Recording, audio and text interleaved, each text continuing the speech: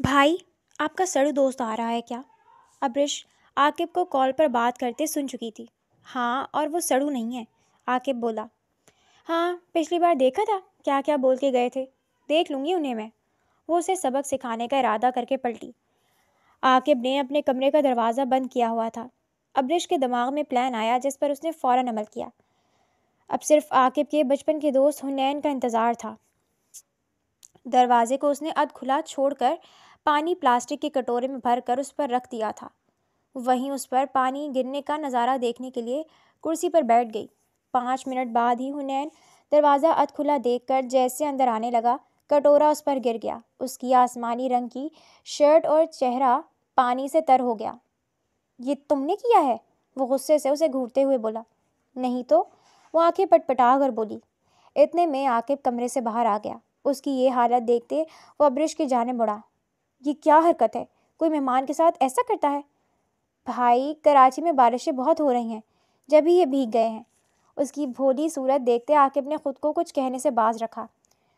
تم اپنی بہن کو کچھ نہیں کہہ رہے عاقب؟ اگر یہ میرے گھر میں ہوتی تو میں سیدھا کر دیتا، وہ دانت پیس کر بولا۔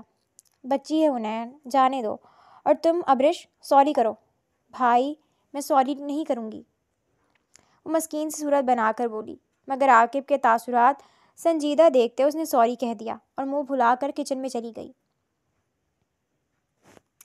تم آؤ میرے ساتھ، مجھے کچھ ضروری بات کرنی ہے تم سے۔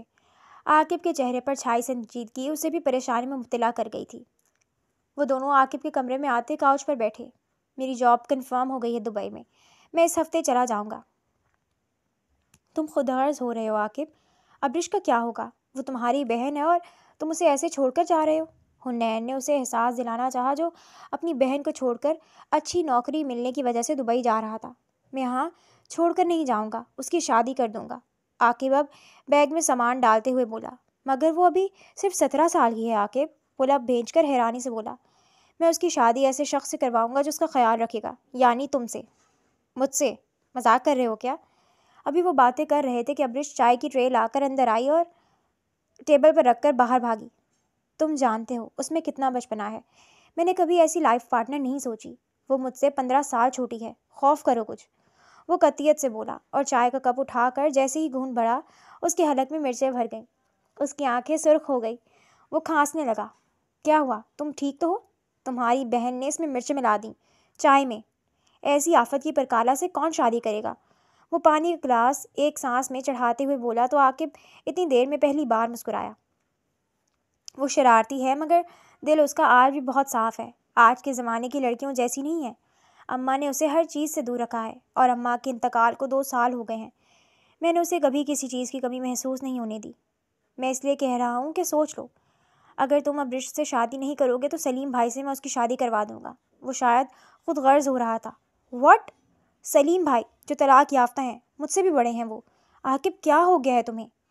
تم نہیں مان رہے تو یہی آپشن ہے میرے پاس اب۔ میں نے بہت امید سے کہا تھا تم سے، اگر تم چاہو تو اس سے نکاح کر لو، پھر جب میں واپس آ جاؤں گا تو یہ وقتی نکاح ختم کر دیں گے۔ نکاح کوئی مذاق نہیں ہوتا عاقب، اس نے سمجھانا چاہا مگر عاقب کچھ سمجھنے کی حالت میں نہیں تھا۔ تم جا سکتے ہو اگر تمہاری بات پوری ہو گئی ہے تو۔ یہ محض چند مہینے کی بات ہے، تم سے زیادہ مجھے کسی پر بھی بھروسہ نہیں ہے۔ میں راضی ہوں، اس نے فیصلہ کر لیا۔ بغیر اپنے والدین کی رضامندی جانے وہ ہاں کر چکا تھا۔ بیٹا، تم نے جو بھی سوچ کر یہ فیصلہ کیا ہے تمہیں اسے نبھانا ہوگا، ساجدہ بیگم بولی۔ امی، آپ فکر مت کریں، میں اس کا خیال رکھوں گا۔ وہ چھوٹی ہے اور تم غصے کے تیز ہو، وہ شاید بہت سی باریکیوں سے نابلد ہوگی۔ مجھے تم پر پورا یقین ہے، پر تم اب جاؤ، رشتہ دار یہیں بیٹھے ہیں۔ انہوں نے حنین کو کمرے میں بھیجا۔ حنین جیسے کمرے میں داخل ہوا اسے بیڈ پر چڑھے دیکھ کر حیران رہ گیا۔ چھپکلی؟ میں نے وہاں چھپکلی دیکھی ہے، وہ بیڈ پر ادھر سے ادھر اچھلتے ہوئے چلائی۔ اس نے ارد گرد نظریں دوڑائیں تو سامنے دیوار پر چھپکلی کو چڑھے پایا۔ ابرش، نیچے اترو، وہ تم سے بہت دور ہے، تمہیں نہیں کاٹے گی، وہ جھنجھلایا۔ اس وقت اسے محض آرام کی ضرورت تھی۔ حنین بھائی، بچائیں، وہ مزید چلائی۔ جب حنین کو لگا کہ وہ اس کی بالکل نہیں سن رہی تو وہ بیڈ پر چڑھا اور ایک ہاتھ اس کے لبوں پر رکھتے اس کی چیخ دبائی۔ ساجدہ بیگم اور سارا اس کی آواز سن کر دروازہ کھٹکھٹانے لگیں۔ اب مت چیخنا، دیکھتا ہوں میں تمہیں ذرا۔ وہ نیچے اترا اور دروازہ کھولا۔ کیا ہوا بیٹا ابرش، تو ٹھیک ہے نا؟ ساجدہ بیگم بولی تو حنین شرمندہ سا ہوا. جی امی ٹھیک ہے. بیٹا ابھی وہ معصوم ہے, تم سمجھ رہے ہو نا. اس کی ماں بھی اس کو عقل دینے والی عمر میں گزر گئیں. ان کی بات سن کر حنین کا چہرہ سرخ ہوا. جی امی میں خیال رکھوں گا. وہ دروازہ بند کرتے اس کی جانب مڑا. تمہاری وجہ سے امی پتہ نہیں مجھے کیا سمجھ رہی ہیں. یہ چیخنا چلانا مت کرنا یہاں ورنہ اچھا نہیں ہوگا. پر چھپکلی وہ روحاں سی ہوئی. تم انسان ہو اسے مار دینا. وہ دیکھیں وہ رہی چھپکلی. بچائیں حنین بھائی. ابرش اس کے سینے سے لگتے ہوئے بولی. حنین آج تک کسی صنف نازوں کے قریب نہیں آیا تھا مگر وہ ہر چیز سے نابلد اس سے جڑی ہوئی تھی. کیا کروں میں اس چھپکلی کا.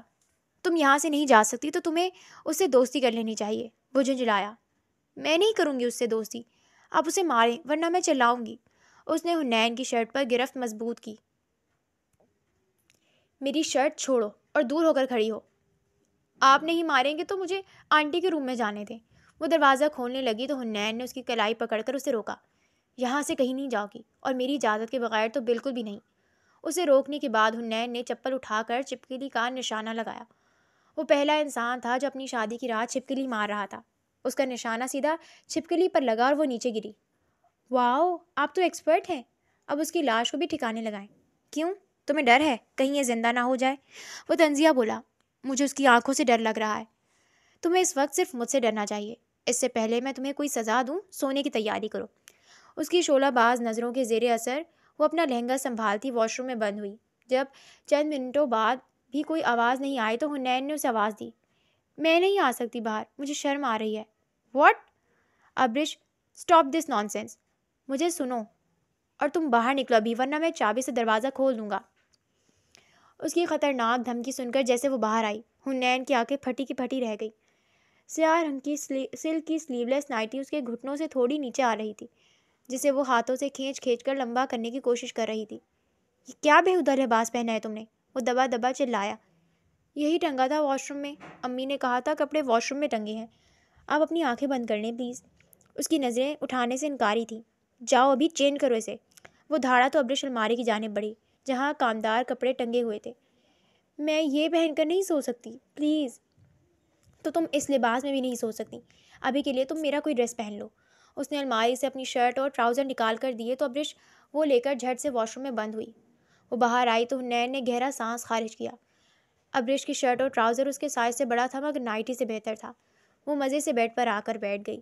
حنین جیسے چینج کر کے آیا اسے بیڈ پر لیٹا دیکھتے ٹھٹکا. اسے لگ رہا تھا اس ایک رات میں وہ پاگل ہو جائے گا. تم یہاں کیا کر رہی ہو میرے بیڈ پر. امی نے کہا تھا کہ اب سب چیزیں شیئر کریں گے. وہ معصومیت سے آنکھیں پٹپٹا کر بولی. پر مجھے شیئرنگ نہیں پسند. اس کمرے میں رہنا ہے تو جاؤ کاؤچ پر سو. اسے حکم دیتے وہ اپنی جگہ پر لیٹ گیا. ابرش نے اپنا تکیہ اٹھایا اور کاؤچ پر جا کر سو گئی. دل ہی دل میں وہ حنین کو بہت کچھ سنا چکی تھی مگر سامنے سے کچھ کہنے کی ہمت نہیں تھی. اگلی صبح بہت روشن تھی. حنین اپنے معمول کے مطابق تیار ہو چکا تھا. اس نے ابرش کو دیکھتے تعصب سے سر ہلایا جس کا ایک ہاتھ کاؤچ سے لٹک رہا تھا. چادر بھی زمین پر پڑی تھی. وہ منہ کھول کر سو رہی تھی. حنین نے اسے جھنجھوڑ کر اٹھایا تو وہ حواس باختہ سی اٹھی. بھائی کالج نہیں جانا. وہ بند آنکھوں سے بولی. 1 منٹ میں ناشتے کے لیے نیچے آؤ ورنہ بھوکی رہنا سارا دن. اس نے ابرش کے دونوں بازو پکڑ کر جھنجھوڑا تو وہ ہوش میں آئی. وہ اپنا حکم جاری کر کے جا چکا تھا. ابرش بھوک کی کچی تھی جب ہی پیروں میں چپل ڈال کر باہر آئی. یہ تم چڑیل لگ رہی ہو قسم سے. سارا ہنستے ہوئے بولی. ان دونوں کی اچھی دوستی تھی. مجھے بھوک لگ رہی ہے. وہ کرسی گھسیٹ کر حنین کے برابر میں بیٹھی تو اس کا چہرہ سرخ ہوا. ابرش اب تک اس کے کپڑوں میں ملبوس تھی.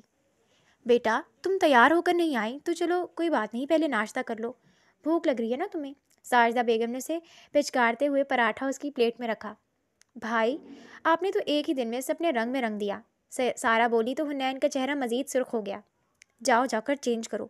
وہ دبا دبا چلایا. بس کرو حنین پہلے ناشتہ کرنے دو اسے. ساجدہ بیگم نے اسے ہی ڈپٹا. ابرش مزے سے ناشتہ کرنے لگی جبکہ حنین لب بھیج کر رہ گیا. آج ساجدہ بیگم اور عظیم صاحب کی فلائٹ تھی. وہ دونوں عمرے پر جا چکے تھے. ایسے میں ابرش اور سارا گھر کے کچن میں موجود کیک بنانے میں مصروف تھیں. Shut up.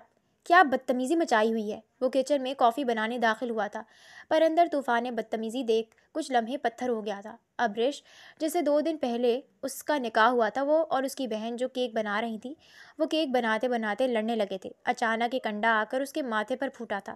جب وہ برداشت کھوتا دھاڑا، وہ دونوں چپ ہو کر اسے دیکھنے لگیں۔ تم دونوں اس وقت میرے کمرے میں آؤ، وہ دانت پیس کر کہتا اپنے کمرے میں گیا تھا۔ اچھا خاصا ڈانٹتے اس نے جانے کی اجازت دی تھی، پر ابرش کو روک دیا تھا۔ ابرش اس کے خوف سے کانپی تھی جب اس نے ابرش کو پاس آنے کا اشارہ کیا تھا۔ تمہارا پھینکا ہوا انڈا میرے سر پر چھوتا ہے، پہلے تم اسے صاف کرو، پھر میں تمہاری طبیعت صاف کروں گا۔ ابرش نے سب کچھ صاف کیا، مگر اس کی صفائی کے بعد بھی بہت کچھ بکھرا ہوا تھا۔ حنین نے تعصب سے کچن کی حالت کو دیکھا۔ تمہیں میں نے پڑھائی کا کہا تھا، اب آگے کنٹینیو کب کروں گی؟ ابھی تو ہماری شادی کو 2 دن ہوئے ہیں اور اس ہفتے سے تمہارے پیپر شروع ہیں۔ کیا شادی لگایا ہوا ہے؟ کل سے تم کالج جا رہی ہو۔ پر اب تو شادی ہو گئی، اب تو نہیں پڑھنا پڑے گا۔ کیوں؟ کس خوشی میں شادی ہوئی ہے؟ کوئی مورکا سر انجام نہیں؟ کل سے تم کالج جاؤ گی، اس نے حتمی انداز میں کہا۔ پر میرے بچے، ان کا کیا ہوگا؟ تمہارے بچے؟ کیا ہو گیا ہے؟ وہ حیرت سے بولا۔ ہاں میرے بچے، بلی کے بچے جو میں نے پالے ہیں، 3 ہیں پورے۔ اس کی بات پر حنین نے تعصب سے اسے دیکھا۔ ابھی تم خود بچی ہو، اس لیے اپنی پڑھائی پر غور کرو۔ اگر گریڈز اچھے نہیں آئے تو موبائل بھی بند ہو جائے گا۔ وہ اپنی بات مکمل کر چکا تھا۔ ابرش دل ہی دل میں اسے کوسنے لگی۔ آج ان کی شادی کو 2 ہفتے ہونے والے تھے۔ حنین کے آنے سے پہلے ابرش سو جاتی تھی، اس لیے ان دونوں کا سامنا کم سے کم ہوتا تھا۔ آج حنین خلاف معمول جلدی آ گیا تھا۔ ابرش آپ کو بتا ہی رہی تھی کہ آج کوک نہیں آیا ہے، پھر کالز بھی کی مگر آپ نے اٹھائی نہیں۔ تم خود بنا لیتی کچھ؟ مجھے تو انڈا بنانا آتا ہے، وہ تو آپ کے مہمان کھاتے نہیں۔ وہ مزے سے چپس کھاتے ہوئے بولی۔ میں آرڈر ہی کر دیتا ہوں۔ اس نے کال ملا کر آرڈر دیا۔ کیا کوئی بہت ضروری مہمان آ رہے ہیں؟ اسے تشویش ہوئی۔ ہاں میری کالیگ ہے۔ لفظ میری پر اس کے کان کھڑے ہوئے، مگر بولی کچھ نہیں۔ اس کے جاتے ہی ابرش نے سارا کو کال ملائی۔ وہ پریشانی میں ادھر سے ادھر ٹہلنے لگی۔ کیا ہو گیا تھا؟ کب سے کال کر رہی تھی، اٹھائی کیوں نہیں؟ وہ بھڑکی تو سارا نے اسے تسلی دی جلد آنے کی۔ آج سارا کی دوست کی سالگرہ تھی جس میں وہ گئی ہوئی تھی۔ تمہیں پتہ ہے تمہارے بھائی کی کوئی کالیگ آ رہی ہے، لڑکی آ رہی ہے، پتہ نہیں کون ہے۔ وہ پریشانی سے ناخن کترتے ہوئے بولی۔ تو تم اسے بتا دینا اچھی طرح کہ تم حنین بھائی کی اصلی بیوی ہو، جلدی سے اچھا سا تیار ہو اور اچھی بیویوں کی طرح رہنا۔ پر مجھے تو اچھی بیوی بننا ہی نہیں آتا۔ وہ روحاں سی ہوئی۔ اف، ڈراموں میں تو دیکھا ہی ہوگا، وہی فالو کر لو۔ اب رکھو موبائل اور تیاری کرو، دکھا دو کس میں کتنا ہے دم۔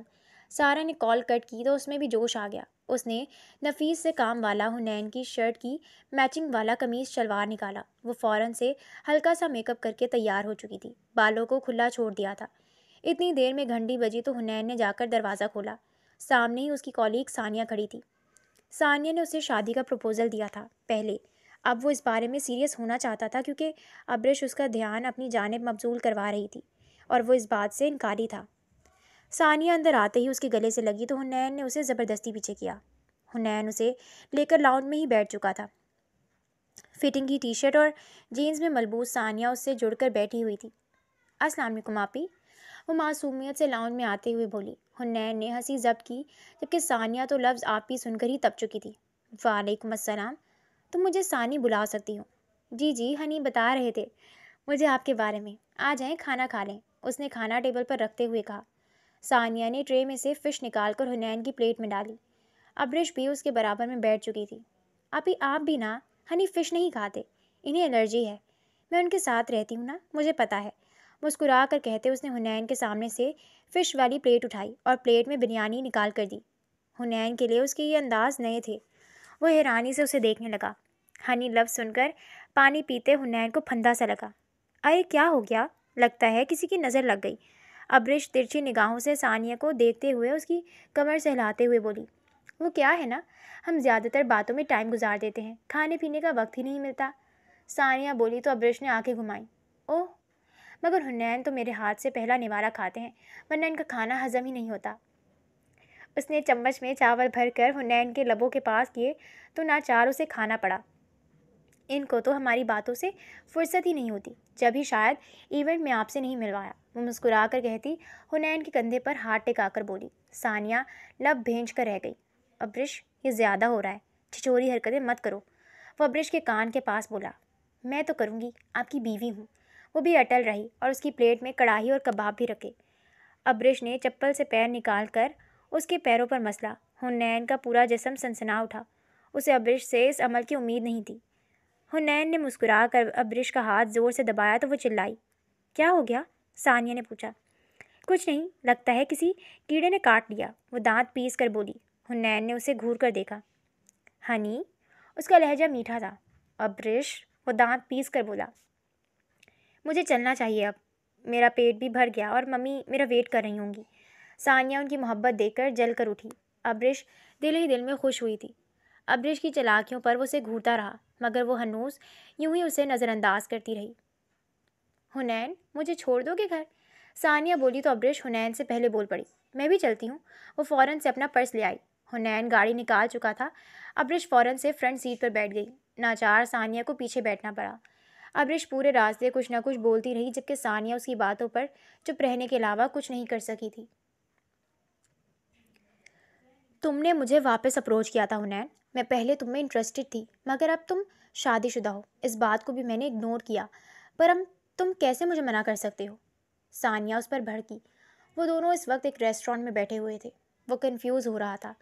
अब्रिश के बारे में इसका दिल अलग लेह पर धड़कने लगा था, जब भी वो अभी कोई हतमी फैसला नहीं लेना चाहता था। देखो सानिया, मुझे अभी वक्त दो थोड़ा। अभी अम्मी और अब्बू भी उम्रे पर गए हुए हैं। मुझे इनसे बात करनी है। मैं तुमसे मिलकर सब कुछ इसलिए डिस्कस कर लेना चाहता था। हुनैन ने उसे समझाना चाहा। देखो हुनैन, तुम सबकी फ़िक्र मत करो, सिर्फ अपना सोचो। वो बेवकूफ़ सी लड़की तुम्हारे साथ सूट नहीं करती। उसके तो आगे पीछे भी कोई पूछने वाला नहीं है। उसका भाई उसे मेरी जिम्मेदारी पर छोड़ कर गया है। मैं उसका सरपरस्त हूँ, तो उसके बारे में ऐसा मत कहो। तुम मुझे बता रहे हो कि उस लड़की के बारे में कैसे बात करूँ? तुम्हें उससे पीछा छुड़वाना था और अब तुम उसकी तरफदारी कर रहे हो। यू नो व्हाट, मुझे लगता है तुम्हारा दिल उसकी कम उम्री पर आ चुका है। चाहो तो एक बार इस्तेमाल कर लो, मुझे कोई मसला नहीं, फिर छोड़ देना उसे। वो सफाकियत से बोली। यहाँ हुनैन की बस हुई। उसने हाथ का मुक्का बनाकर टेबल पर जोर से मारा। चेहरे के तासुरात यकलख्त बदले। अब्रिश के बारे में एक लफ्ज़ गलत मत निकालना, वरना मैं भूल जाऊंगा कि तुम कौन हो। ज़बान संभाल के बात करो उसके बारे में। कुछ गलत नहीं कहा मैंने। उस लड़की के साथ वक्त गुजारना। अभी वो कह ही रही थी कि हुनैन ने गुस्से में ग्लास उठाकर ज़मीन पर फेंका। सानिया की सांस उसकी सुर्ख आंखें देखकर सीने में ही अटक गई। चुप, तुम जैसी औरत से मुझे बात ही नहीं करनी चाहिए थी। अब्रिश मासूम है बहुत। इतना कहकर वो अपना कोट उठाकर पलटा। सानिया उसके पीछे जाने की हिम्मत भी नहीं कर पाई। वो रैश ड्राइविंग करता हुआ घर पहुंचा और सीधा अपने कमरे में जाकर टाई की नॉट ढीली करते कोट काउच पर उछाला। सानिया की बातें उसके जहन में घूम रही थी। वो कभी उसकी मासूमियत ख़त्म करना नहीं चाहता और ना ही वो इसका इस्तेमाल करना चाहता था, मगर कोई बात थी जो उसे अब्रिश की जानिब खींचती थी। वो अपनी कनपट्टी को उंगलियों से मसल रहा था कि अब्रिश कमरे में दाखिल हुई। उसे सारा ने ज़बरदस्ती तैयार किया था। सारा को डर था कि कहीं हुनैन फिर सारा की जानिब माइल ना हो जाए। वो आज बिल्कुल अलग रख रही थी। बाल कंधों तक आ रहे थे। सफ़ेद रंग की चिकनकारी की कुर्ती के साथ हम रंग शलवार और लाल दुपट्टे में वो हसीन लग रही थी। चेहरे पर हल्का मेकअप किया गया था जो उसे मज़ीद हसीन बना रहा था। वो बेसब्री से उसका इंतज़ार कर रही थी। वो एक आम लड़की की तरह चाहती थी कि हुनैन सिर्फ उसे देखे और चाहे। जब भी अपने आम तौर बनाए गए लापरवाह से हुलिये को उसने आज तब्दील किया था। उसका मासूम जहन हुनैन को शौहर तस्लीम कर रहा था। किससे पूछकर तुम इतना तैयार हुई हो? किसके लिए इतना तैयार हो? वो उसे सड़ता पैर देखते सुलग कर बोला। मैं तो आपके लिए तैयार हुई थी। अच्छी नहीं लग रही? उसका चेहरा उतर गया। हुनैन एक जुस्त में उस तक पहुंचा और उसके बाजू को अपनी गिरफ्त में लिया। क्यों? मेरे लिए क्यों तैयार हुई? मैंने कहा था कि तुम्हें ये सब करने के लिए। वो नहीं चाहता था कि अपने वक्ती जज्बातों के हाथ मजबूर होकर उसके नज़दीक जाए और फिर उसे छोड़ दे, क्योंकि वो जानता था कि अब्रिश उसके साथ अच्छी ज़िंदगी नहीं गुजार पाएगी। नहीं, पर बीवियाँ शौहर के लिए तैयार होती तो हैं। उंगलियाँ आपस में उलझाते हुए बोली। हुनैन अपनी गर्म सांसें उसके चेहरे पर छोड़ी, अंगली उसके सुर्ख गालों पर फेरी तो उनकी नरमाहट से दिल धड़कने लगा। तुम्हें पता है बीवी होने का असल मतलब क्या होता है? उसने अब्रिश का चेहरा थोड़ी पकड़ कर ऊंचा किया। ہاں، جو ساتھ رہتے ہیں۔ نہیں پتہ، جبھی میں نہیں چاہتا کہ تم اور تمہاری معصومیت ختم ہو، اس نے طنزیہ کہا۔ ابرش کے سر پر سے بات گزر چکی تھی۔ حنین کی نگاہ اس کے چہرے سے ہوتی بالوں پر پھسلی۔ غصہ ایک بار پھر اود آیا۔ اس کے ابرش کے بالوں کو مٹھی میں جکڑا تو وہ سسکی۔ تم نے بال کس سے پوچھ کر چھوٹے کروائے ہیں؟ وہ ثانیہ آپی کے بال دیکھے تھے، مجھے لگا آپ کو پسند ہے۔ تمہیں کسی کو دیکھ کر خود کو بدلنے کی ضرورت نہیں ہے، اور نہ ہی میں یہ چاہوں گا کہ تم ایسا کوئی قدم اٹھاؤ جس سے تم میرے عتاب کا شکار ہو۔ اس کی گرفت پر وہ کراہی۔ حنین پلیز، میرے بالوں میں درد ہو رہا ہے، اپنا حلیہ درست کرو 1 منٹ میں۔ اس نے ابرش کے لبوں پر لگی لپسٹک انگوٹھے کی مدد سے مس لی۔ ابرش کو اپنی ساری تیاری ضائع ہوتی ہوئی محسوس ہوئی۔ روتے ہوئے وہ واش روم میں چلی گئی۔ آج ہمیں شادی میں جانا ہے، سب نے کہا ہے اپنی بیوی کو لازمی لانا، وہاں ذرا سب کے ساتھ ٹھیک سے رہنا، اس نے ابرش کو ہدایت دی۔ میں کیا پہنوں گی؟ وہ پریشان سی بولی۔ وہاں ڈریس کوڈ ہے، ساڑی لیڈیز کے لیے اور آدمیوں کے لیے بلیک سوٹ۔ دیکھو تمہارے کپڑوں میں کوئی ساڑی موجود ہوگی، اس نے کہا تو ابرش نے ساڑی ڈھونڈ کر نکالی۔ سیاہ ساڑی پر سلور نگینوں کا کام اس ساڑی کو دیدہ زیب بنا رہا تھا۔ وہ اپنی عمر سے بڑی لگ رہی تھی۔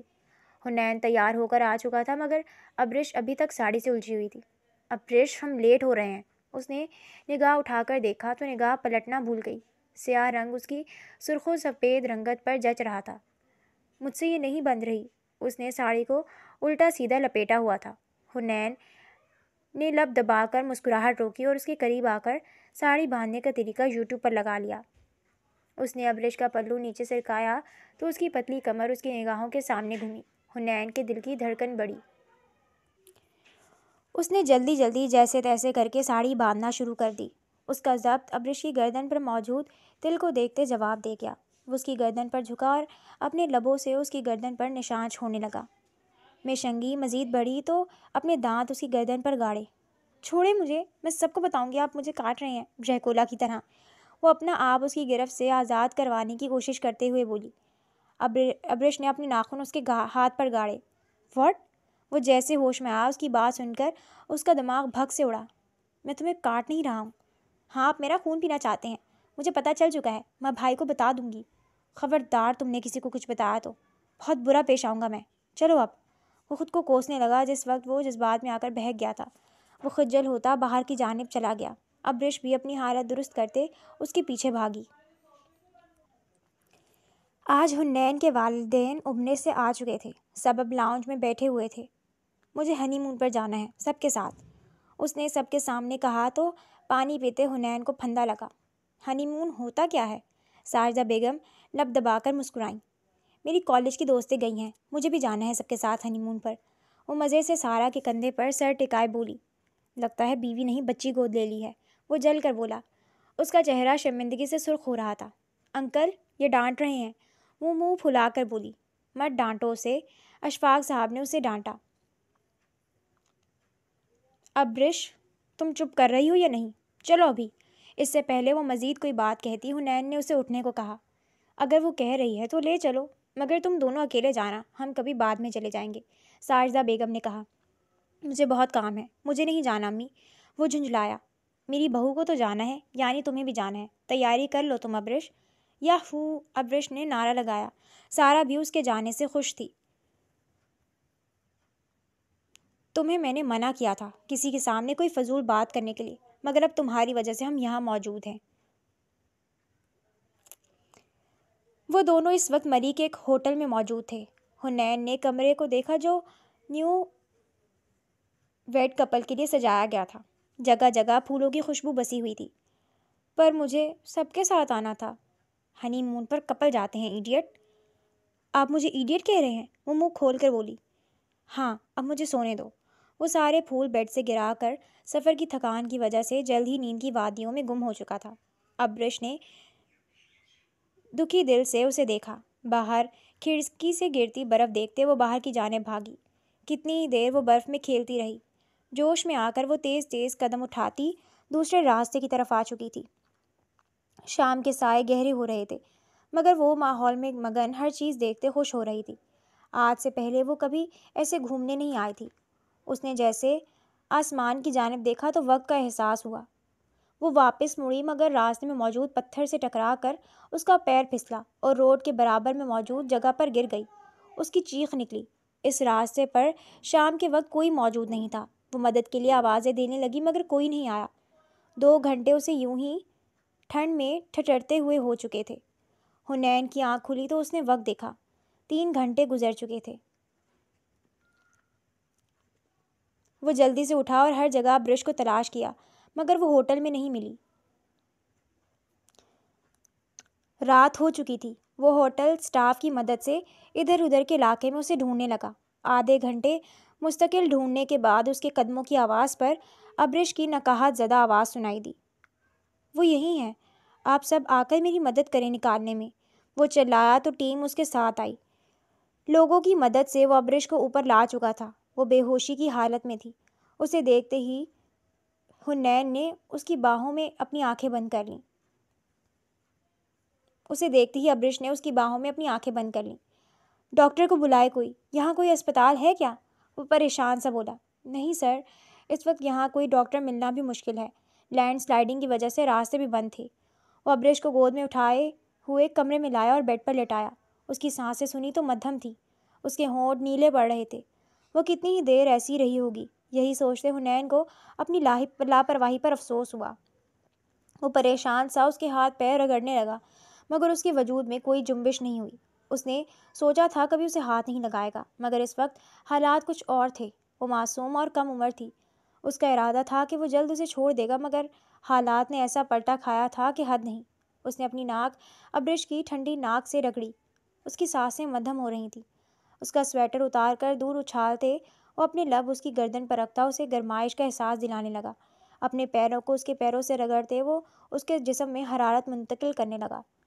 ابرش کے ہاتھ پیر برف کی مانند ٹھنڈے ہو رہے تھے۔ وہ دیوانہ وار اس پر جھکا۔ اس کی قربت کے لیے کب سے لپکتے دل کو آج گویا راحت ملی تھی۔ اس کی آنکھوں میں خماری اتری۔ وہ سارے شرم کے پردے گراتے اپنی تشنگی مٹانے لگا۔ رات آہستہ آہستہ سے رکھتی ان دونوں کا ملن مکمل کر رہی تھی۔ صبح کا اجالا جیسے نکلا، ابرش نے اپنی مندی مندی آنکھیں کھول کر دیکھا۔ اس کی نظر اپنے ساتھ سوئے حنین پر گئی۔ وہ شرٹ کے بغیر لیٹا ہوا تھا۔ رات ہوئے واقعات آہستہ آہستہ اسے یاد آنے لگے۔ اسے اپنے جسم پر موجود اس کی شرٹ کو دیکھا تو دل زوروں سے دھڑکا۔ چہرہ یک لخت سرخ ہوا۔ حنین نے اٹھ کر اسے دیکھا جو پریشان سی تھی۔ کیا ہوا؟ یہ آپ کی شرٹ، میں نے تو کل کچھ اور پہنا تھا، وہ جھجکتے ہوئے بولی۔ کل تم برف میں گر چکی تھی۔ پھر وہ شرارت سے مسکرایا۔ پھر؟ ابرش کے چہرے پر ہوائیاں اڑی ہوئی تھیں۔ پھر میں تمہارے قریب آیا، کپڑے چینج کروائے۔ اس کی بات پر ابرش سر تا پیر سرخ ہوئی۔ آپ میری شرٹ واپس کرو، صبح ہو گئی ہے۔ حنین نے انگلی پہلے بٹن پر رکھی۔ ابرش نے زور و شور سے نفی میں سر ہلایا۔ پلیز، مجھے شرم آ رہی ہے۔ ابھی تو میں نے کچھ کہا بھی نہیں اور تمہیں شرم آنے لگی ہے؟ یہ اچھی بات نہیں ہے محترمہ۔ قریب آؤ تو ساری شرم دور کر دوں۔ اس نے ابرش کو کھینچ کر اپنے ہاتھ پر لٹایا۔ اس کا سر سیدھا اس کے سینے سے لگا۔ آپ یہ کیا کر رہے ہیں؟ اس کی آواز میں کپکپاہٹ واضح تھی۔ جو کل تم دیکھ نہیں پائیں مگر آج دیکھ لو گی تو دل مضبوط کر لو میری چھوٹی سی مسز۔ اس کی ناک کو اپنی ناک سے رگڑتے اس نے کہا۔ ابرش کے پورے وجود میں سنسناہٹ دوڑ گئی۔ مجھے نہیں دیکھنا، پلیز جانے دیں۔ اس کے بدلے تیور ابرش کو گھبراہٹ اور خوف میں مبتلا کر رہے تھے۔ شش، میں ہوں یہاں۔ اس نے ابرش کو پیار سے پچکارتے ہوئے اپنے لب اس کی گردن پر رکھے۔ یہاں اس کی تشنگی مزید بڑھی۔ ابرش کی ساری مزاحمتیں اس کے آگے دم توڑتی چلی گئیں۔ حنین، میں بہت اپسیٹ تھی۔ تم سے پچھلی باتوں کی معافی مانگ رہی ہوں۔ مجھے اندازہ ہوا ہے مجھے وہ سب نہیں کہنا چاہیے تھا۔ میں اب خوش ہوں ابرش کے ساتھ۔ وہ معصوم ہے بہت اور اس کی یہی بات میرے دل میں گھر کر چکی ہے۔ میں تم سے ملنے بھی آتا اگر تمہیں اتنا انسسٹ نہ کرتی۔ وہ رسان سے بولا۔ تم میرے اچھے دوست ہو، میں چاہتی ہوں تم اور میں ایسے ہی رہیں۔ ثانیہ مسکرا کر بولی۔ وہ پہلے ہی ابرش کو میسج پر اسے حنین کی یہاں موجودگی کا بتا چکی تھی۔ ابرش بھی سارا کے ساتھ ریسٹورانٹ آ چکی تھی۔ تم کچھ آرڈر کرو پھر ہم چلیں گے۔ نہیں، میں جا رہا ہوں، لیٹ ہو رہا ہوں۔ وہ اپنی گھڑی پر وقت دیکھتے ہوئے جیسے اٹھا، سامنے ہی ابرش اور سارا تعصب بھری نگاہوں سے اسے دیکھ رہی تھیں۔ ثانیہ دل ہی دل میں مسکرائی۔ اس کا پلان کام کر رہا تھا۔ ابرش کے دل میں چھناکے کی آواز کے ساتھ کچھ ٹوٹا تھا۔ وہ بے یقین نظروں سے حنین کو دیکھنے لگی۔ اسے لگا تھا سب کچھ ٹھیک ہو چکا ہے، مگر شاید بہت کچھ غلط تھا۔ ابرش میری بات سنو، اس نے ابرش کے قریب آ کر کہا۔ حنین پلیز۔ وہ پلٹی اور بھاگتی ہوئی باہر نکل گئی۔ وہ پارکنگ میں آ چکی تھی۔ بھائی ابھی بات نہیں کریں، وہ ٹھیک نہیں ہے، آپ نے اسے بہت تکلیف دی ہے۔ سارا بھی بولنے سے پیچھے نہ رہی۔ میں نے کچھ نہیں کیا، وہ زیادہ ہی اپنا دماغ چلا رہی ہے، گھر جاؤ تم دونوں، اس سے پہلے مجھے مزید غصہ آئے۔ انہیں کہہ کر وہ اپنی گاڑی میں آ کر بیٹھ چکا تھا۔ ڈرائیور ان دونوں کو لے کر جا چکا تھا۔ حنین بھی گاڑی آفس کی جانب موڑ لی۔ وہ 2 دن سے بالکل چپ تھی۔ جب سے اس نے حنین کو ثانیہ کے ساتھ دیکھا، اس کا دل بری طرح خراب ہو چکا تھا۔ حنین بھی آفس کے کام میں مصروف ہونے کی وجہ سے اسے وقت نہیں دے پا رہا تھا۔ وہ کمرے میں آیا تو وہ نڈھال سی ایک جگہ لیٹی ہوئی تھی۔ وہ فائل الماری سے نکال کر اس کی جانب آیا اور ہاتھ لگا کر اس کے ماتھے کو چھوا جو تپ رہا تھا۔ کیا ہو گیا ہے ابرش؟ کیا حالت بنائی ہوئی ہے تم نے؟ امی بھی اتنی بار مجھ سے تمہارا پوچھ چکی ہیں۔ آپ میری فکر مت کریں، آپ اپنے ڈنر ارینج کریں۔ وہ اٹھتے ہوئے بولی تو حنین نے سخت تیوروں سے اسے گھورتے اس کا بازو پکڑ کر واپس بیڈ پر بٹھایا۔ تمہیں ہو کیا گیا ہے؟ وہ بس ایک بات کرنے کے لیے مجھ سے ملی تھی، اب ایسا کچھ نہیں ہے۔ جب سے میں تمہارے قریب آیا ہوں میں نے اس سے ٹھیک سے بات بھی نہیں کی۔ وہ میری کالیگ اور دوست ہے، یہ سب چیزیں ختم نہیں ہو جاتی۔ وہ معافی مانگ رہی تھی بس۔ میں کب کچھ کہہ رہی ہوں؟ وہ نروٹھے پن سے بولی۔ تو پھر اپنا موڈ ٹھیک کرو۔ اس نے ابرش کے ہاتھوں کو اپنے ہاتھوں میں لیا۔ میرا موڈ ٹھیک ہے، آپ پلیز مجھے وقتی طور پر اپنے قریب مت کریں۔ میں بیوی ہوں، میرا فرض ہے، مگر میں کوئی کھلونا نہیں ہوں۔ تم میری ڈھیل کا ناجائز فائدہ اٹھا رہی ہو۔ کون سکھا رہا ہے تمہیں سب؟ اس نے ابرش کا جبڑا دبوچتے ہوئے کہا۔ چھوڑے مجھے درد ہو رہا ہے۔ وہ بمشکل بولی۔ یہ درد کچھ بھی نہیں ہے اس درد کے آگے جو تمہارے الفاظ مجھے پہنچا چکے ہیں۔ بیوی ہو تم میری، حق رکھتا ہوں تم پر، جب بھی چاہوں قریب آ سکتا ہوں، کوئی نہیں روک سکتا مجھے، حتیٰ کہ تم بھی نہیں۔ وہ دبا دبا چلایا، ابرش کا سارا وزن اس پر تھا۔ وہ ابرش کے چہرے پر جھکا، اپنا سارا غصہ اس میں منتقل کرنے لگا۔ ابرش ذہنی دباؤ اور نڈھال طبیعت کے باعث جلد ہی ہوش کھوتی اس کی باہوں میں جھول چکی تھی۔ ابرش کیا ہوا؟ حنین نے اس کا چہرہ تھپتھپایا۔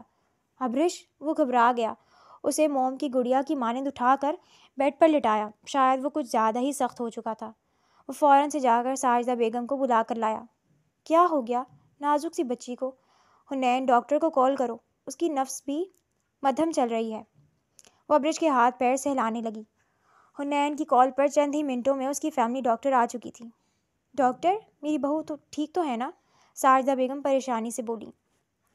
ڈاکٹر نسیم اس کا معائنہ کر کے گہری سانس بھرتے پیچھے ہٹی تھی۔ حنین بھی وہیں کھڑا پریشان تھا۔ جی ہاں خوشخبری ہے، مگر شاید ان کے لیے خوشخبری نہیں ہے۔ یہ بہت کم عمر اور ویک ہیں، آپ لوگوں کو خیال رکھنا چاہیے تھا ان کی صحت کا۔ ڈاکٹر کے سخت الفاظ پر حنین کو ایک پل کے لیے شرمندگی نے گھیرا۔ ڈاکٹر کی آواز اتنی کم تھی کہ صرف ساجدہ بیگم اور حنین ہی سن سکتے تھے۔ ہم خیال رکھیں گے تو سب خیریت سے ہو جائے گا، ساجدہ بیگم نے کہا اور ڈاکٹر کو لے کر کمرے سے نکل گئی۔ کیا ہوا؟ سب ٹھیک ہے نا؟ ہاں بس ٹھیک ہے سب۔ پھر اچانک مجھے چکر کیسے آ گئے ہیں؟ کہیں میں مرنے والی تو نہیں؟ شٹ اپ، نہیں مرنے والی، چھوٹی سی بچی اب چھوٹے سے بچے کی اماں بننے والی ہے۔ واٹ؟ میں ماما بنوں گی؟ یعنی آپ پاپا بن جائیں گے؟ حیرت زدہ سی بولی۔ ہاں ظاہر ہے ابرش، ابھی مجھے کام ہے، تم آرام کرو، میں آ رہا ہوں۔ اس کا ارادہ اب کسی ڈاکٹر سے تفصیل سے بات کرنے کا تھا۔ ابرش کا دل بجھ سا گیا، شاید وہ اس خوشخبری سے خوش نہیں تھا۔ اس کے پاس کوئی نہیں تھا جس سے وہ یہ سکھ بانٹ سکے۔ عاقب جب سے گیا تھا بمشکل 2-3 دفعہ ہی اس سے بات کر پایا تھا۔ ابھی وہ لیٹی ہوئی تھی کہ اس کا موبائل بجا۔ اس نے جیسے ہی کال اٹھائی سامنے سے ثانیہ بولی۔ کال مت کاٹنا ابرش، مجھے ضروری بات کرنی ہے۔ جی کہیں، وہ ضبط سے بولی۔ مجھے پتہ چلا ہے تمہاری پریگنینسی کا، اور نین نے مجھ سے ڈسکس بھی کیا ہے۔ دیکھو وہ تمہارے ساتھ رہنا نہیں چاہتا، مگر کچھ وجوہات کی وجہ سے وہ تمہارے قریب آ گیا۔ ابھی وہ کہہ ہی رہی تھی کہ ابرش بول پڑی۔ ثانیہ کو حنین نے پریشانی میں آ کر اپنے مسائل بتا دیے تھے اور اب ثانیہ اس بات کا بھرپور فائدہ اٹھا رہی تھی۔ یہ ہمارا پرسنل معاملہ ہے، اگر یہ معاملہ پرسنل ہوتا تو مجھے پتہ نہیں ہوتا، وہ صرف تمہارے ساتھ وقتی تھا، ہم دونوں شادی کرنے والے ہیں، وہ تمہیں چھوڑ دے گا، پر اب تم پریگننٹ ہو، وہ یہ بچہ نہیں چاہتا، وہ اسے بھی ختم کرنے کی بات کرے گا، تم خود کھلا لے لو۔ اس کے ہاتھ سے موبائل گر چکا تھا۔ ثانیہ ہیلو ہیلو کر رہی تھی۔ ابرش کو حنین کا پریشان چہرہ یاد آیا جو ڈاکٹر سے ملنے کے بعد ہو گیا تھا۔ وہ خوش نہیں تھا خوشخبری سن کر۔ ابرش کا دماغ پھٹنے کے قریب تھا۔ موبائل بند ہو چکا تھا، آنسو اس کی آنکھوں سے رواں ہو رہے تھے۔ ابھی اس نے ماں بننے کا احساس بھی صحیح طرح محسوس نہیں کیا تھا، اور حنین یہ بات کرنے والا تھا۔ وہ اس سے الگ ہو جاتی مگر اپنی اولاد کو کبھی نہ مارتی۔ ابھی وہ رو ہی رہی تھی کہ حنین کمرے میں آیا۔ کیوں رو رہی ہو؟ کیا ہو گیا ہے؟ وہ اس کے پاس ہی بیٹھ گیا۔ اسے ابرش کو جلد از جلد ابورشن کے لیے منانا تھا۔ ابرش نے بھیگی نظریں اٹھا کر اس کی جانب دیکھا۔ آپ یہ بچہ نہیں چاہتے؟ میں نہیں چاہوں گا تو تم مان جاؤ گی؟ ہاں، میں نہیں چاہتا۔ آپ میرے ساتھ وقت گزاری کر رہے تھے۔ یہ بچہ میرا ہے۔ یہ بچہ میرا بھی ہے، اور میں نہیں چاہتا کہ ابھی ہم کوئی بیبی پلان کریں۔ تم ضد چھوڑ دو۔ ٹھیک سوچ رہی تھی میں، آپ مجھے چھوڑ دیں گے جب بھی آپ مجھ سے اولاد نہیں چاہتے، مگر اس سے پہلے آپ مجھے چھوڑیں، میں آپ سے خلا لے لوں گی اور اپنی اولاد کی شکل تک نہیں دیکھنے دوں گی۔ وہ اٹھتے ہوئے چلائی، چہرہ شدت سے سرخ ہو رہا تھا۔ خلا کی بات پر حنین کا ضبط ٹوٹا اور اس کا ہاتھ ابرش کے گال پر چھاپ چھوڑتا ہوا چلا گیا۔ وہ حیرت سے اسے دیکھنے لگی۔ ثانیہ کی ساری باتیں سچ لگ رہی تھیں۔ وہ گال پر ہاتھ رکھے ہوئے تھی، بے یقین نظریں حنین پر ٹکی ہوئی تھیں۔ حنین لب بھیج کر رہ گیا۔ حنین، ابرش گڑیا کہاں ہو؟ وہ دروازہ کھلا دیکھ کر اندر آیا۔ ہاتھوں میں پھولوں کا گلدستہ موجود تھا۔ اس کی آواز سنتے ابرش بھاگتے ہوئے باہر کی جانب آئی۔ اپنے بھائی کو سامنے دیکھ کر وہ جھٹ سے اس کے گلے لگی۔ بھائی، انہوں نے مجھے اسٹور میں بھی بند کر دیا تھا، میں ان کے ساتھ نہیں رہوں گی۔ آپ مجھے اپنے ساتھ لے جانے آئے ہیں نا؟ وہ امید سے عاقب کی طرف دیکھتے ہوئے بولی۔ اس کے گال پر انگلی کے چھپے ہوئے نشان دیکھ کر عاقب کو اپنے فیصلے پر ایک پل کے لیے افسوس ہوا تھا۔ تمہیں میں نے اپنی بہن کی حفاظت کے لیے سونپی تھی، مگر تم اس کا یہ حال کرو گے، مجھے اس کا اندازہ نہیں تھا۔ میں تو حیران ہوں، تم جیسا پڑھا لکھا انسان ایسا کرے گا۔ اس کی آنکھوں میں تعصب دیکھ کر حنین کے دل کو کچھ ہوا۔ میری بات سنو عاقب، جیسا تم دیکھ رہے ہو ویسا نہیں ہے۔ تم جانتے نہیں ہو اس کی بے وقوفی کی وجہ سے کیا ہو جاتا۔ مانتا ہوں مجھ سے غلطی ہو گئی، مجھے ہاتھ نہیں اٹھانا چاہیے تھا۔ اگر یہ اتنی ہی بے وقوف تھی تو اس کے ساتھ ایسا رویہ رکھنے کے تم حقدار نہیں تھے۔ مجھے سب کچھ صاف دکھ رہا ہے۔ میں واپس آ گیا ہوں تو تم بہتر ہے اسے چھوڑ دو۔ ابرش ہنوز عاقب کے ساتھ چپکی ہوئی تھی، اس کا رخ عاقب کی جانب تھا۔ میں اس کا شوہر ہوں، مت بھولو۔ نکاح ہوا ہے، مذاق نہیں جو چھوڑ دوں۔ تمہارے کہنے پر نکاح ضرور کیا تھا، مگر تمہارے کہنے سے چھوڑ نہیں سکتا۔ تم سے میں نے یہی بات کی تھی، اور اب ابرش کی حالت دیکھ کر میں اپنے فیصلے پر اٹل رہوں گا۔ تم نے اسے لاوارث ہی سمجھ لیا تھا، مگر ابھی اس کا بھائی زندہ ہے۔ میں ابرش کو نہیں چھوڑوں گا۔ وہ دبا دبا غرایا، چہرہ سرخ ہو چکا تھا۔ وہ تمہارے ساتھ نہیں رہے گی۔ چلو ابرش۔ عاقب نے ابرش کا ہاتھ پکڑ کر باہر لے جانا چاہا۔ تم کہیں نہیں جا رہی، بتا دو اپنے بھائی کو، یہ معاملہ ہم خود سارٹ آؤٹ کر لیں گے۔ اس نے ابرش کا دوسرا ہاتھ تھاما۔ ابرش نے گھبرا کر حنین کو دیکھا جو اپنا غصہ ضبط کر رہا تھا۔ ایسے معاملہ سلجھاؤ گے تم زور زبردستی سے؟ ابرش بتاؤ، کیا تم اس کے ساتھ رہنا چاہتی ہو؟ ہاں بولو، ورنہ اچھا نہیں ہوگا ابرش۔ وہ غصے سے دھاڑا تو ابرش کا دل کانپ اٹھا۔ تم میرے سامنے میری بہن کو دھمکا رہے ہو، اب بات کرنے کو کچھ بچا ہی نہیں ہے۔ ابھی یہ حال ہے میرے پیچھے تو نہ جانے تم اس سے کیسا رویہ اپناتے ہوگے۔ اس نے ابرش کو ہاتھ جھٹکے سے اس کی گرفت سے آزاد کیا اور اسے لے کر دہلیز پار کر گیا۔ ابرش اتنی بڑبڑاہٹ میں گھبراہٹ کی وجہ سے کچھ کہہ ہی نہیں پائی۔ اس نے دروازہ پار کر لیا، مگر پیچھے سے توڑ پھوڑ کی آوازیں آنے لگیں۔ وہ ساری رات ابرش کے بارے میں ہی سوچتا رہا۔ اس کی جان اہم تھی کسی بھی چیز سے۔ وہ بغیر ایک لمحہ ضائع کیے عاقب کے گھر پہنچ چکا تھا۔ ابرش کے بغیر گھر کاٹ کھانے کو دوڑ رہا تھا۔ دیکھو عاقب، بات وہ نہیں ہے جو تم سمجھ رہے ہو۔ وہ مجھ سے طلاق کی بات کر رہی تھی تو مجھے غصہ آ گیا تھا۔ وہ اب لاؤنج میں بیٹھا عاقب سے مخاطب تھا۔ غصے کے بجائے وہ تحمل سے بات کر رہا تھا تاکہ معاملہ اسے سمجھا سکے۔ واٹ؟ غصہ آ گیا تھا؟ تم تو خود اسے چھوڑنا چاہتے تھے، پھر اب کیوں طلاق کی بات پر غصہ آ گیا؟ اور غصہ آیا بھی تھا تو تمہیں قابو میں رکھنا چاہیے تھا اپنا غصہ۔ آج تک میں نے اس پر سختی نہیں کی ہے۔ میری بات سنو، اتنے مہینے میں نے اس کی ذمہ داری سنبھالی ہے تو تم مجھے یوں نہیں کہہ سکتے۔ وہ پریگننٹ ہے عاقب۔ پریگننٹ ہے؟ یہ بات تو ابرش نے بتائی ہی نہیں۔ وہ نہیں بتائے گی۔ یہ پریگنینسی اس کے لیے خطرناک ہے، مگر وہ سن ہی نہیں رہی ہے۔ وہ کم عمر ہے اور کمزور بھی، جس کی وجہ سے اس کی جان کو بھی خطرہ ہے، مگر وہ ابورشن کے لیے راضی نہیں ہو رہی ہے۔ تم اسے زبردستی مجبور نہیں کر سکتے حنین۔ وہ بچہ اس کا بھی ہے، جس کا فیصلہ لینے کا حق وہ رکھتی ہے۔ تم اسے یہ بات پیار سے بھی سمجھا سکتے تھے۔ تمہارا یہ عمل مجھے بالکل پسند نہیں آیا، پر اگر ابرش تمہیں معاف کر کے تم سے راضی ہو جاتی ہے تو مجھے کیا مسئلہ ہوگا بھلا؟ ٹھیک ہے، پھر میں ایک دفعہ اس سے بات کروں گا۔ وہ اپنی جگہ سے اٹھا اور ابرش کے کمرے میں جانے لگا۔ دھیان رہے، ابھی وہ اپنے بھائی کے گھر میں ہے تو اپنا غصہ قابو میں رکھنا۔ عاقب نے ہدایت دی تو وہ سر ہلا کر کمرے میں گیا، جہاں وہ بڑے سے بھالو کو گلے سے لگائے سو رہی تھی۔ حنین کو اس کی معصوم صورت دیکھتے ٹوٹ کر پیار آیا، مگر اس بھالو سے جلن بھی ہوئی जो उसकी جگہ لیے بیٹھا تھا۔ اس نے ابرش کے پاس بیٹھ کر اس کے بال سہلاتے دھیرے سے اس کی باہوں سے بھالو کا آزاد کیا تو کسمائی۔ ابرش اٹھو، پیار بھری آواز سے پکارا گیا۔ ابرش نے مندی مندی آنکھوں سے اسے دیکھا تو خوف کے تاثرات چہرے پر ابھرے۔ حنین کو خود پر جی بھر کر غصہ آیا۔ ڈر کیوں رہی ہو؟ میں تمہارا شوہر ہوں ابرش۔ آپ میرے بیبی کو مارنا چاہتے ہیں، اس نے کمفرٹر سینے تک رکھتے ہوئے کہا۔ وہ چھوٹی سی لڑکی اپنے بچے کے معاملے میں حد سے زیادہ پوزیسو ہو رہی تھی۔ ابرش، یہ تمہاری بھلائی کے لیے ہے۔ نہیں، یہ اس لیے ہے تاکہ آپ مجھے جلد از جلد چھوڑ دیں۔ وہ روحاں سی ہوئی۔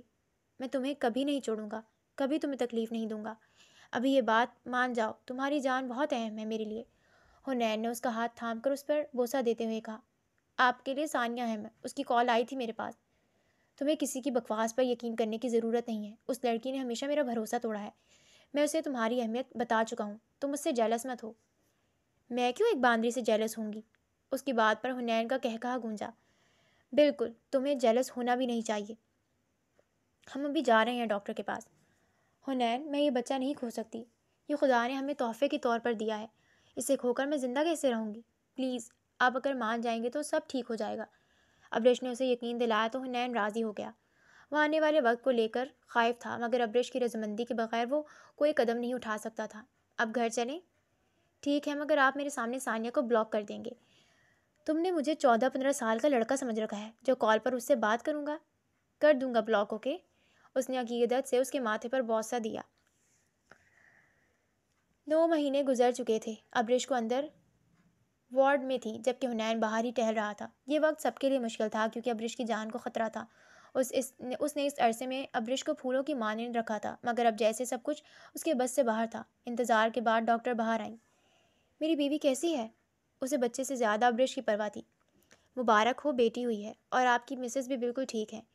یہ سنتے ہی ساجدہ بیگم نے سب کو مٹھائی کھلانا شروع کی، جبکہ وہ کسی کی بھی مبارکباد وصول کیے بغیر ہی ابرش کے پاس گیا جو نڈھال سے بستر پر لیٹی ہوئی تھی۔ اس نے اپنی بیٹی کو بھی نہیں دیکھا، بس ابرش کے پاس بیٹھ کر اس کا ہاتھوں میں لیے رو دیا۔ یہ زندگی میں پہلی بار تھا جو وہ کسی کے سامنے رو رہا تھا۔ میں بہت ڈر گیا تھا، کہیں میں تمہیں کھو نہ دوں۔ اب ہم کوئی بچہ نہیں کریں گے۔ ٹھیک ہے، ٹھیک ہے، آپ روئیں تو نہیں، کوئی